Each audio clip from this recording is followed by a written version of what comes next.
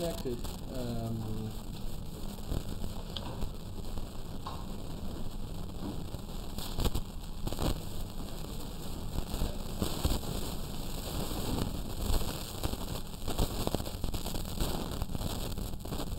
There we go. So that switch wasn't working for some reason. All right, so I heard some of you, or at least one of you, was talking about battery life. Well, let's hope my computer has enough battery life tonight because I forgot to plug an adapter. So let's see. I'm running at 46% right now, and it says here the projected runtime is 1 hour and 46 minutes, which is just enough. Well, well, it just went down a little bit. So 1 hour and 26 minutes. So I'm hoping that should be enough. All right. So I'll try my best to conserve battery life. Well, I already turned off my main screen, so the laptop screen is already off. I'm only using the external monitor, and that saves quite a bit of juice because a lot of battery is used to power up the backlighting of the screen. Okay, so let me test with how much you know about LCD screens. It'll be in your test, right? So when you look at a bright, like a white pixel on a screen that is LCD based, how much light, how much of the original light are you looking at? The cricket is not here to cheer me on. The cricket is here. Okay, we are looking at about 1/10. Okay, so so if you look at a white pixel on the screen, you go like, okay, I'm turning on the RG and the B to the maximum, and this is what I'm seeing. And once you remove the LCD and you just look at the background, the backlight itself is 10 times the brightness of the pixel. That is how much light we are losing. We're losing 90% of the light because of the LCD technology. So that kind of tells you how inefficient it is, and that's why we are losing battery life when we use the screen a lot. Yep. OLED is better. It's a high efficiency because it's not a lossy process. So a dark pixel actually consumes less current than a bright pixel. So in that case, it's slightly more efficient. My phone is supposed to be using OLED, and it still uses up quite a bit of energy. It keeps track of what is the percentage of energy used for the screen, how much is for Wi-Fi, Bluetooth, and so on. And you can still see that a significant portion is on the screen itself, on the display. All right. So I just want to kind of remind everybody about the syllabus. In the classroom, there's no food, no drink, no kids, no phone. Okay.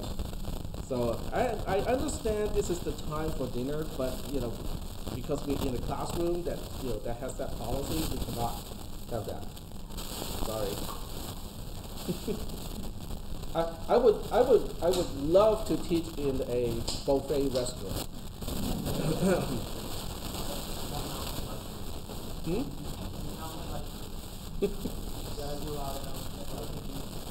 But everybody's going to fall asleep. Sorry? Yes, the streaming is on already. So Wi-Fi is already, on. It's probably consuming a bit of energy right there. All right. So getting right on to the content for tonight, it is binary subtraction. Okay. So binary subtraction is I actually have it already up and running here. So we go from the beginning of binary subtraction. It is a much shorter module than the previous one. Because once we already understand addition, subtraction is actually easier. Believe it or not, subtraction is easier. So the first part of this note is basically just reminding you of normal subtraction. Okay, so we'll go ahead and go through a few examples of subtraction in base 10, and we'll keep an eye on the battery. So it has stabilized. Okay, 1 hour and 20 minutes, so it's probably the right projection. Okay, so now we go to this thing and hook it up to the tablet. The tablet can run for a while without, recharging, but the laptop can. There we go. All right, so we're going to talk about base 10 subtraction. So I'll give you an example. Let's say we have this. Is that too thin? It's fine? Okay. So we'll look at this. Okay. 3 minus 7 is base 10. What is that? So it is, but I want the answer that comes in the form of the difference and then a borrow of something. Okay? Not 0. It's, how do you do multi-digit subtraction? Okay, so, let's go back to the original idea of subtraction. Okay, I got $3 in my pocket. It is 6 with a borrow of 1. Very good. But the idea is I got $3 in my pocket. And a bully, right outside, and says, give me $7. But I don't want to get beat up, right? Because it's too late to call the police. So I'm gonna go, well, I don't have, what you asked me, I don't have $7. And then I look right next to me and go, oh, hey, you got the $10? Nick says, yeah, sure, can I borrow that 10 from you? He says, okay. So now I have $13, right? But of course I didn't let the bully know that I have $13, and I just give the bully the $7. Don't ask me how that. The bully walks away with the $7, right? I owe Nick $10, hence the borrow of 1. But I still have how many dollars in my pocket? Still $6 in my pocket. All right. Well, that explains why we have 3 minus 7 is 6 with a borrow of 1. That's the concept of the borrow. Okay, the current digit does not have enough value for the subtraction. We borrow from the next significant digit and go like, hey, I need to borrow 1 from you. But the digit next to whatever digit you're dealing with has 10 times the magnitude. Is that okay? So when we so-called borrow 1 from the next digit, we're actually borrowing whatever the base is from the next digit. So when you're dealing with base 10, we're actually borrowing the quantity of 10. When you're dealing with base 2, we're borrowing the quantity of 2 from the next digit. Is that okay? Okay? Nobody thinks we need to go back to the remedial math on subtraction. Good. That is always good. So now we want to think about binary subtraction. And we'll deal with the difficult ones first. 1 minus 0 in base 2. What is the result and what is the borrow this time? Okay, so I'm separating the result and borrow into 2 different columns because once again, I want to be able to implement these things using logic gates at some point. What do you think it is? I got 1 and somebody asked me for none. How much do I have left? 1. Are you sure this is base 2? Would it make any difference whether it's base 2 or base 10? Nope. Okay. So we have a result of 1, and do I need to borrow? So we'll call that a borrow of 0. Okay? Instead of saying there's no borrow, we just say it's a borrow of 0. Okay? Let's pick another one that's really tough.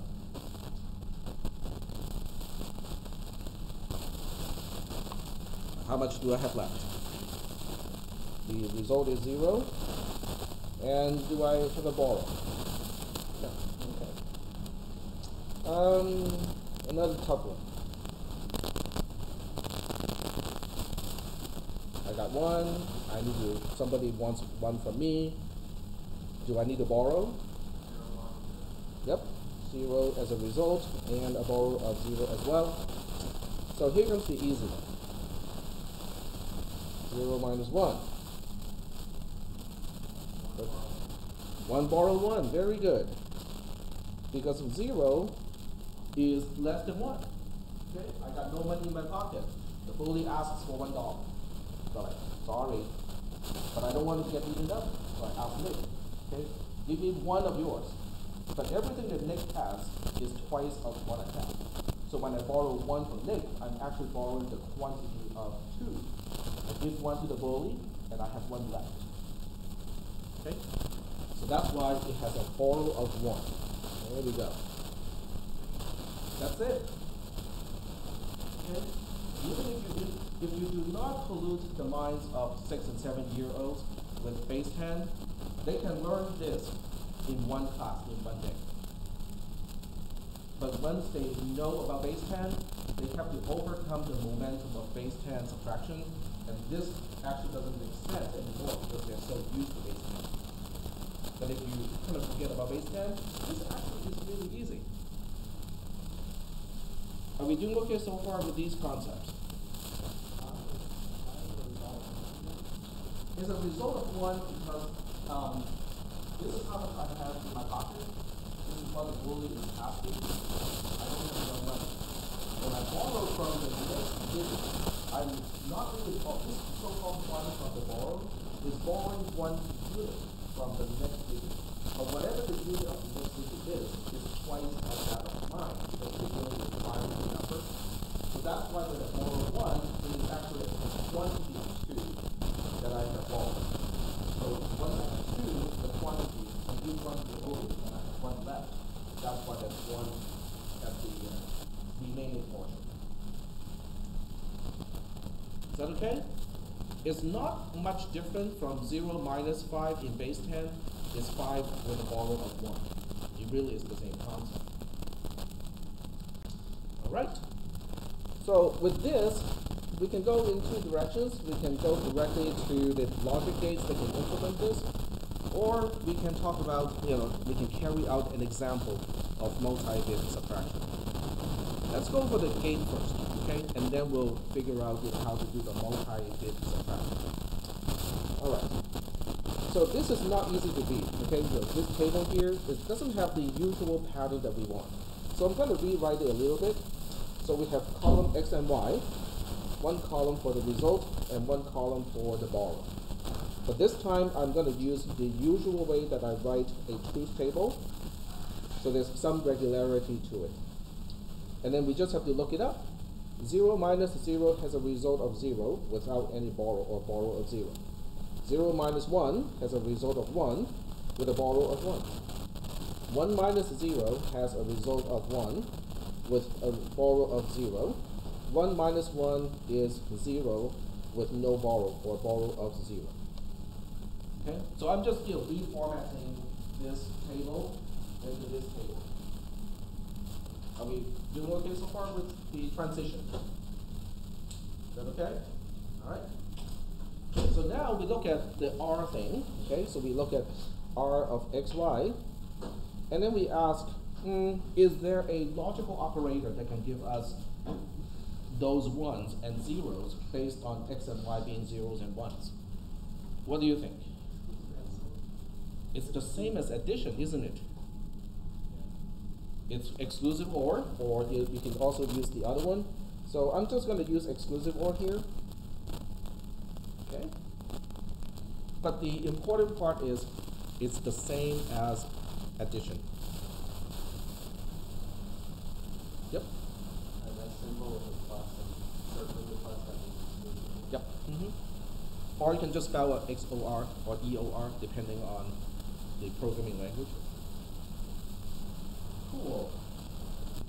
So it looks like we can reuse some of the circuitry for addition in this case. What about the borrow?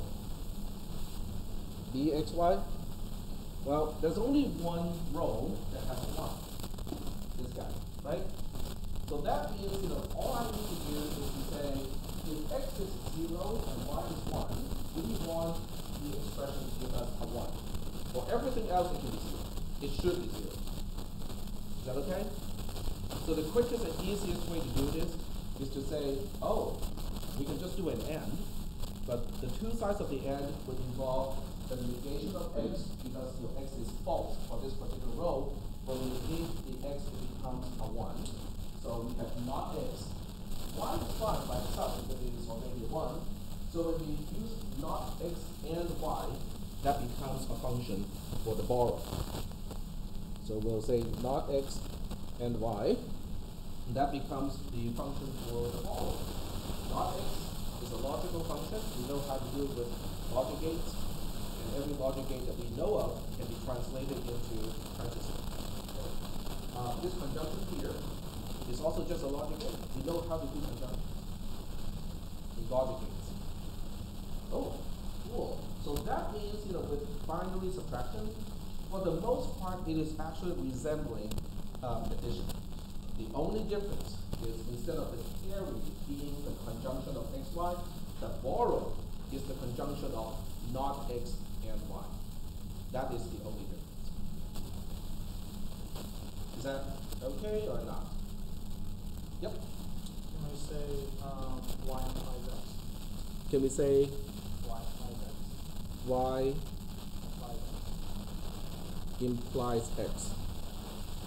No, we cannot. Because when you say y implies x, that means when y is false, the entire thing is always true. That is not what we want. Or is not y implies x. Right, so if you put a negation first, then if you use a negation, then it becomes the negation of y implies x. Yep, that works. But we're not going to complicate it in this class. In CISP 440, that would be appropriate. But in this class, we'll just say it's not x and y. Is that okay? Pine needle, and then the pine tree is, oh, we can do it with logic gates. And it doesn't seem that different from addition either. Okay? So now we have to zoom back to the forest. Okay? What are we going to do with this? This is with a single bit. Okay? So we have to kind of find out, how do we get this whole thing to work with a multi-digit subtraction, just like what we did with a multi-digit addition. Is that okay? So we're going to look at the structure of how we do subtraction here. All right. So what we'll do is we'll try out with one actual example, and then we'll generalize using symbols. So we'll do a funky one. Okay.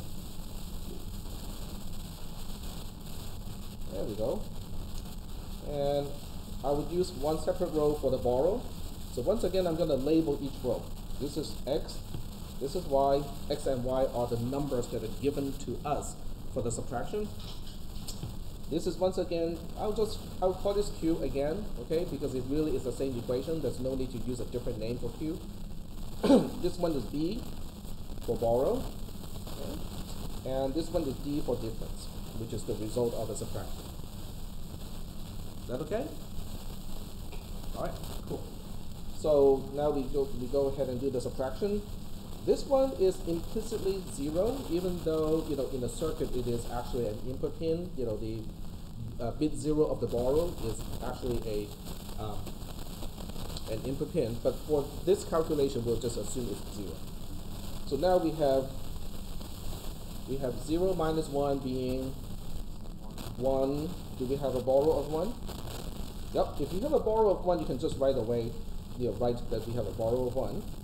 And then we have the second subtraction, which is this one minus the implicit borrow from nowhere. So 1 minus 0 is just 1. Is that okay? So for each column, there are actually 2 subtractions. There's one subtraction between the x and the y. There's another subtraction between the q and the b. Is that okay? So what do you title q here? It's the partial difference. Yep. This q serves pretty much the same purpose as the q in addition. All right. We move on to the second column from the right. 1 minus 1 is a 0, so we put a 0 here. And 0 minus 1 is a 1 with a borrow of 1. Okay. You can see that, this subtraction is what contributes to this borrow, but this subtraction is what contributes to this borrow. So once again, the borrow of the next digit has 2 sources. There are 2 ways to specify a borrow of 1. Just like there are 2 ways to specify a carry of 1 in addition. See how much they're symmetric to addition? Okay. Moving on. So now we have 1 minus 0 is 1 with no borrow, so we are not going to write a 0 just yet. 1 minus 1 is a 0. Since neither subtraction contributes a borrow of 1, now we know the borrow is in fact 0 for the next digit. Now we have 0 minus 1 is 1 with a final borrow here. And then we have 1 minus 0 being just 1. Okay. Did I make a mistake somewhere? How do we double check? Well, one way to double check is to carry out the base 10 equivalent subtraction. 0, 1, 1, 0 is 6 in base 10. 1, 0, 1, 1 is 11 in base 10. So when you perform the subtraction, you go like, that's negative 5. Well, it is negative 5. But there's another way to specify negative 5. I can call this, let's see, what is this? I can call this 11 with a borrow of 16, right? I got $16 in my pocket, but I owe somebody $16. So that means my net worth is 11 minus 16. That specifies the same thing as negative 5. Is that okay? So why do you think I choose to use this representation? 11 with a borrow of 16. How does that correspond to the bits on the left-hand side? This 1, 0, 1, 1 in base 2 specifies 11, the quantity 11. Okay? So what do you think this borrow is? What am I borrowing from? Yep, exactly. This is 1, 2, 4, 8, that's a 16. I'm borrowing a 16, but I have 11 left in my pocket. But that's negative 5. Yep.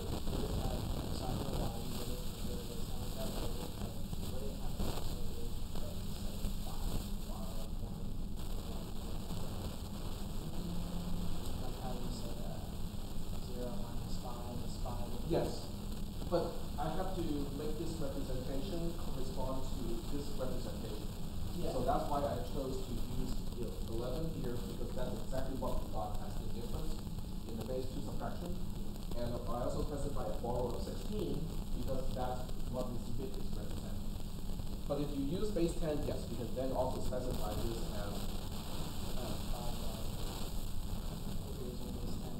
5 borrowing 10. Yep.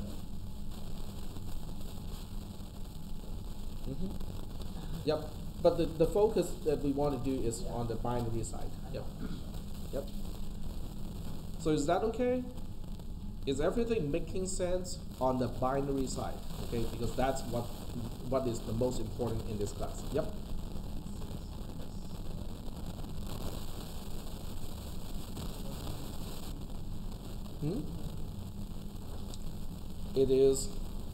It's 11 with a borrow of 16.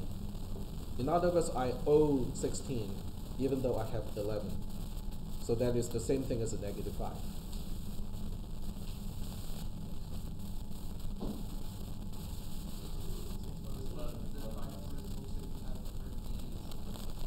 Say that one more time. It's 11. Yes, 1011 represents 11. But this 1 represents 16. It's a borrow of 16. Are we cool?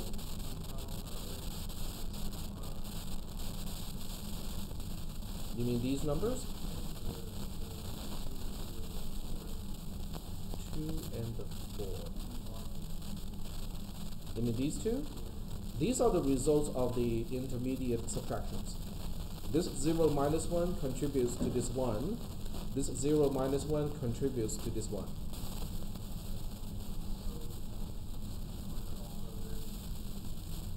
I ignore the what? No, they are taking into consideration. This 0 minus 1 gives me this 1 with this borrow. This 1 minus this 0 gives me this 1. So there are two subtractions in each column. Yep.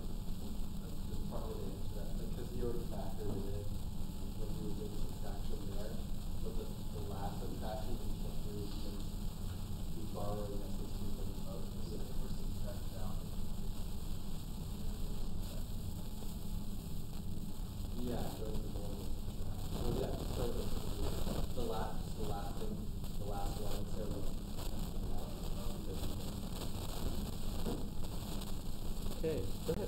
When subtracting like this, is the priority to first go all the way down the column? Yep. Okay, so first column, then Well, we go okay. to the left. You don't have to, because you can do the subtraction from of y from x and end up with the q. That one you can do first. But then the borrows, seems to be, we seem to have the same problem with the carry, because now we have the ripple effect again. In other words, I cannot determine this borrow unless I know what this borrow is. And I cannot determine this borrow unless I know what this borrow is. So I end up with the same problem as in addition. In addition, we call it carry ripple. In subtraction, we can call that borrow. Okay, but it's the same principle, it's the same problem. Is that okay? Or not? Yep. So then if we were to be looking at this, would we call maybe like the one as the sign bit and then select one? We are not dealing with sign bits today. We'll save signedness for another day. So right now we are not dealing with signedness. We are just dealing with unsigned numbers, so to speak. Yep. So, if we did like the R left and the R, that's just like maybe own that and just like the R. We just owe the 16. We don't know who to whom we owe. We just know that we owe 16. Exactly, because the answer has to fit into 4 bits, which can only specify up to 15. Yep.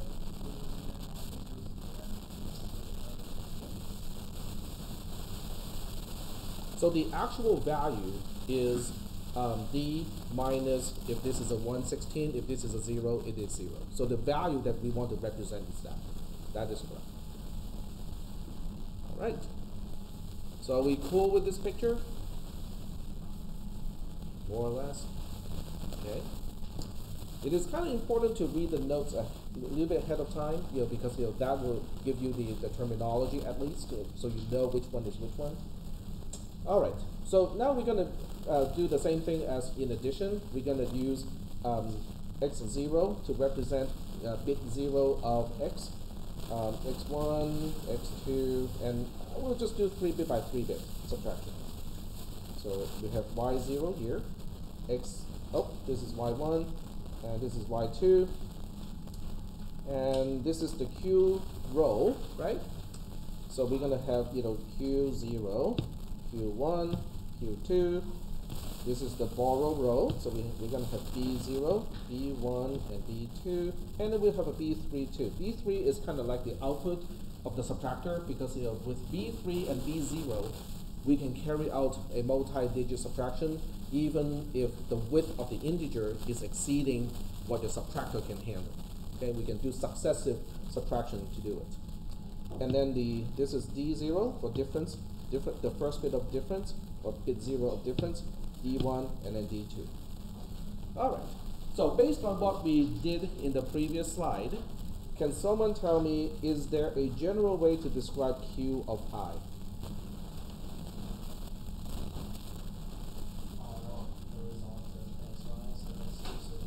Okay, so exclusive, or we can use the more, the less handy way to describe it, which is xi and not yi, or not xi and yi, which is the same thing as exclusive or. But I choose to use this particular form so that later on I can show you how the simplification works to pretty much the same way as in addition, so that we can actually use a lot of stuff that we did with addition already, but extend it to subtraction. So is that part okay? Okay. Is this the first time we see this definition? I certainly hope not. We have seen it already in binary addition. Okay.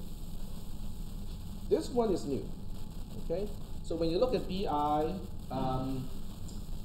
what does it look like? Except for B0. B0 is an input pin, so we don't ask what is the expression.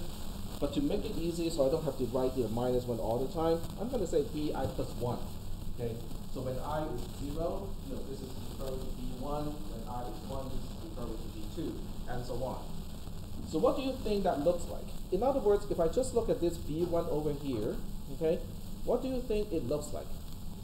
We know it has 2 components. Yes?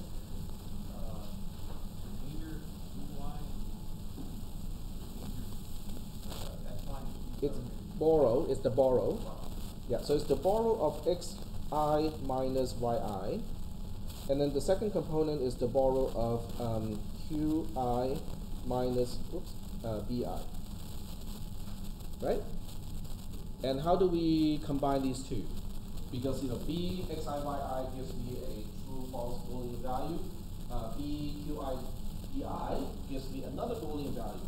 So how do I combine the two Boolean values? Do OR, exactly. Have we seen something like this? Not exactly, but like it. The carry, right? The only difference when we look at the carry is we substitute all of these to C's or K's, right? But the idea is the same. But when you spell it out, it is a little bit different. Okay, when we spell this out, because the B is not just a conjunction, it is the negation of the first component and then do the conjunction with the second component. So when you expand it, this one is a little bit different.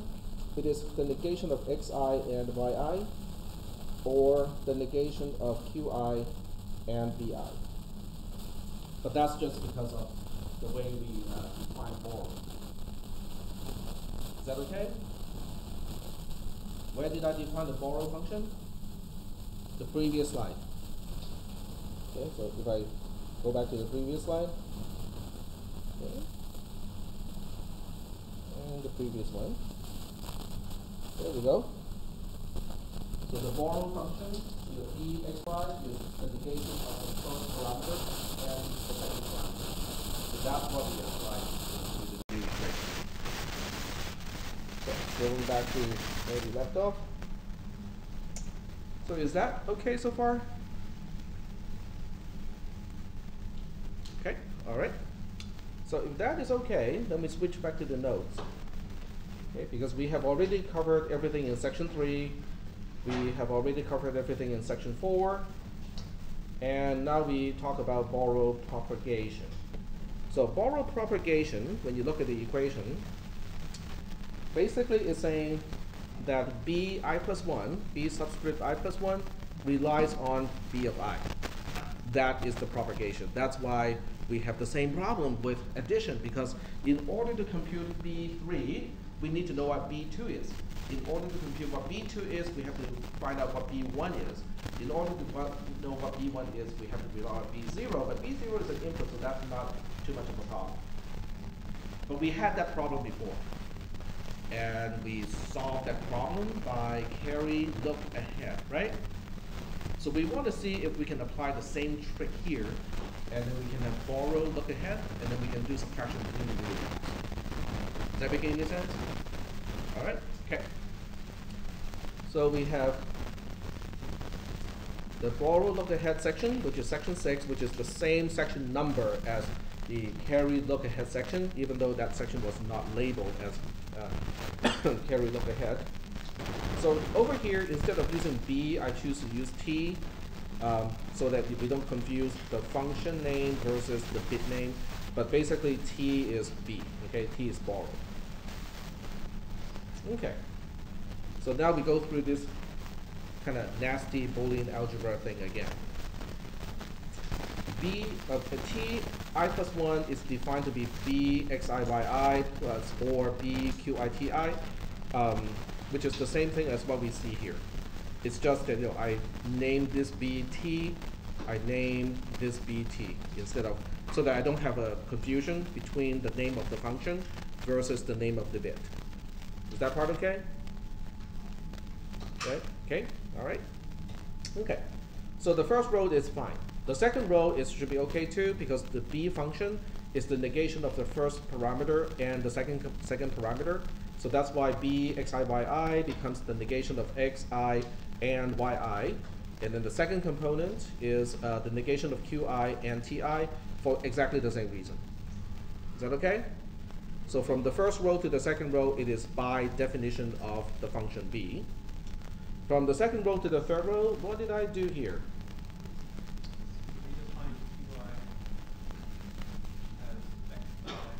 Yep.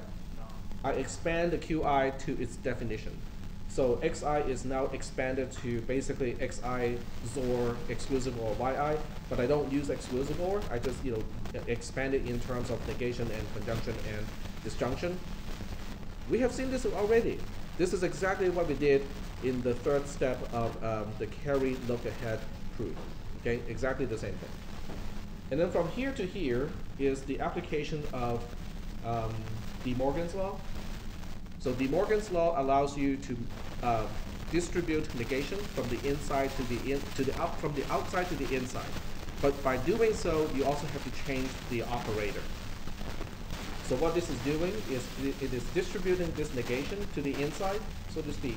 So now we have one negation to this component, and then a negation to the second component. But by doing that, we have to change the disjunction to a conjunction.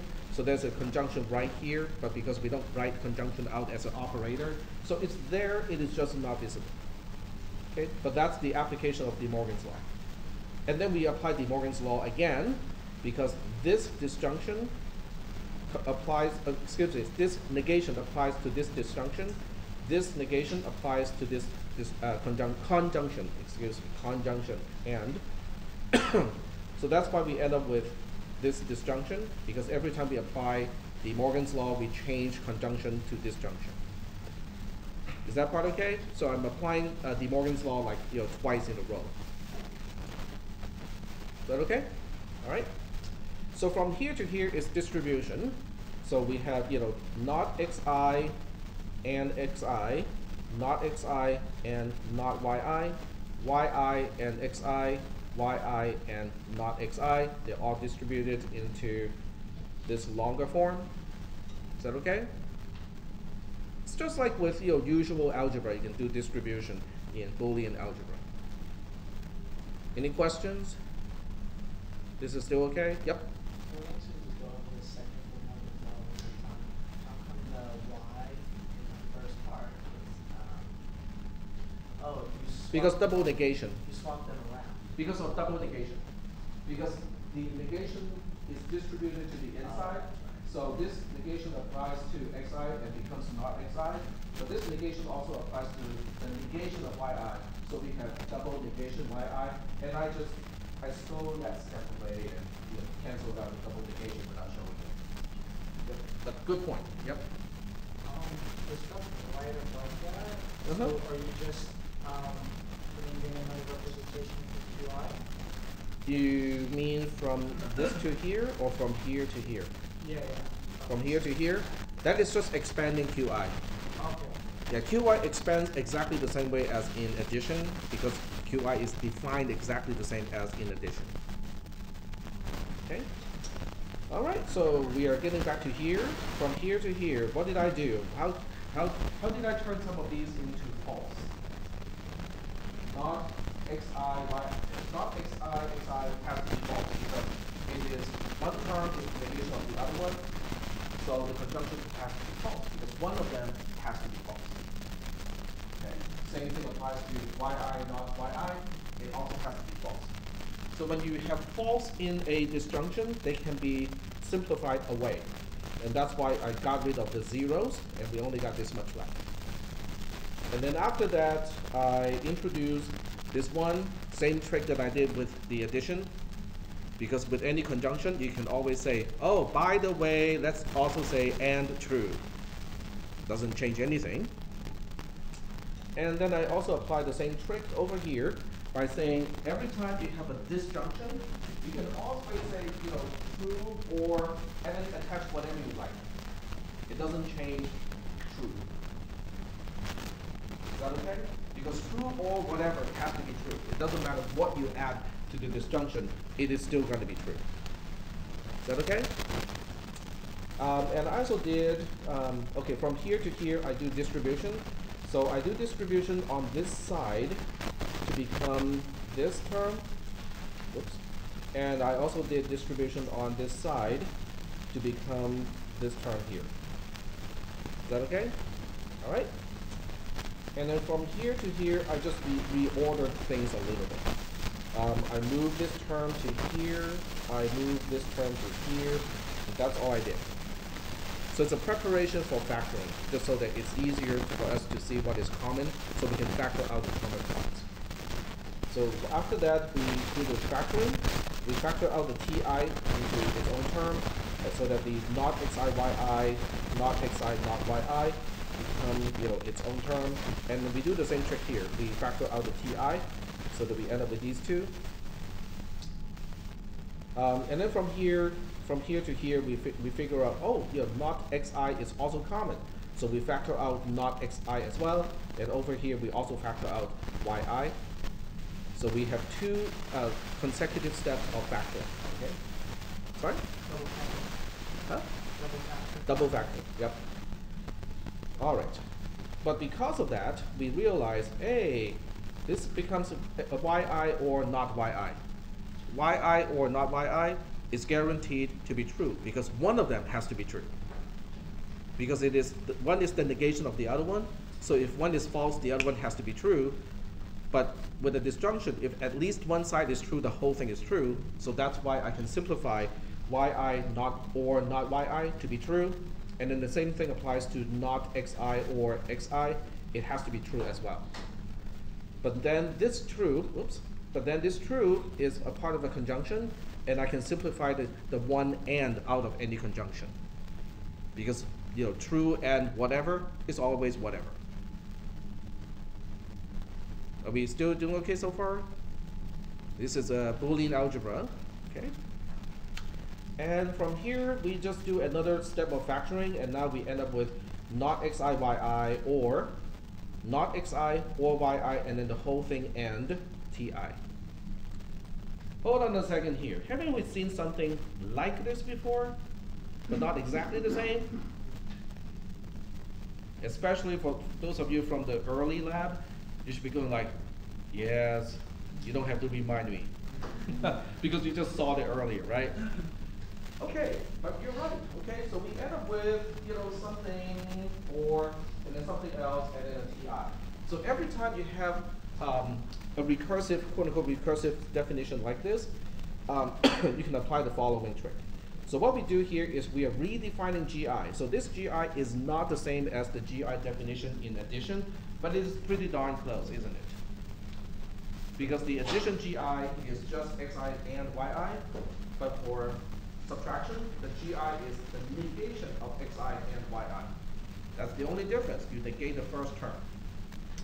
And then pi is, hey, it looks pretty similar, except this negation is new. So we have to redefine pi, like this, so that finally we can say, oh, with this definition of gi and pi, we finally get to this part here. Uh-oh, it's running low in power. How much time do I have left? 13 minutes.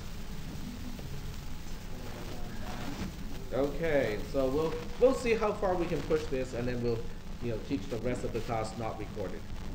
If you want to use a cell phone to record the audio portion, that's cool. I don't have a problem with that.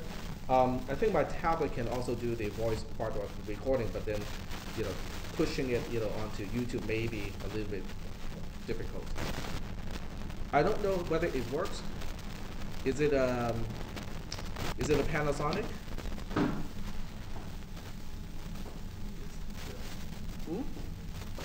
Because the plug has to be compatible. Yeah, I don't think that's going to work. No, sorry. But thanks for the offer. Okay. So we'll keep going. We'll keep going. Okay, so every time you have something like this, it doesn't really matter whether we call this K or T or whatever letter you choose. Because it's the same letter over here. But every time you have something that looks like this, the next term relies on a independent term plus the conjunction of some term and an earlier term ti. We can apply the same trick. In other words, we can expand it. So what we are doing here is we do exactly the same trick, and we end up with exactly the same closed form to generate t of whatever. Is that okay? So what is this telling you? If you already have a carry look ahead adder, What do you have to modify to turn it into a subtractor? You have to change how your G and your P's are computed. What about all those complicated K's? Because the K's are the complicated ones, not so much the P's and the G's. Those can stay exactly the same. So that's why, earlier I said, the subtractor is actually not any more complicated than an adder, because you just have to negate one thing. When you compute the P term, you have to negate one term when you compute the G term. The rest of the circuit will stay exactly the same. So is that okay so far? I think it's pretty good. Right, so let's check out my battery condition. We got 10 minutes left. So that time estimate is not accurate at all, is it? It's off by, like 50%. Okay, so this is all we have, to do or to talk about in addition, binary addition and binary subtraction. And your lab project is gradually building a carry look ahead pattern. If you have done it already, it's okay, you can do it again, but this time we're using multi-bit gates, therefore making the whole design clean and easy to deal with. Okay, I'm not too concerned about data loss. We got 8 minutes left. Yep.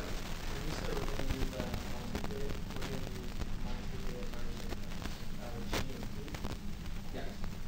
And eventually some. They can all be multi-bit. Remember, in the previous lab, I asked it in one question, which term cannot benefit from multi-bit gates. And the only one that cannot benefit are the K's. Because each K is different, or in this case, each T is different.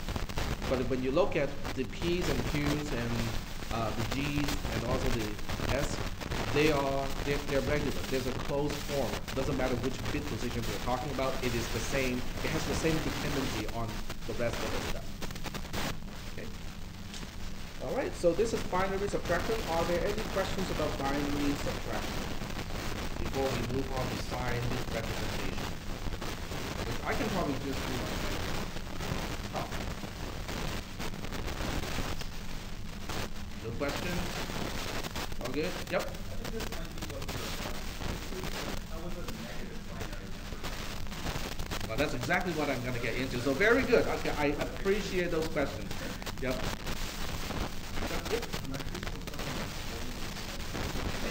Okay, so that's what the battery lasts.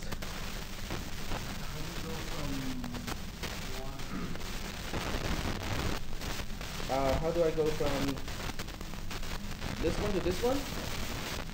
Because one is true, and true or whatever is always true.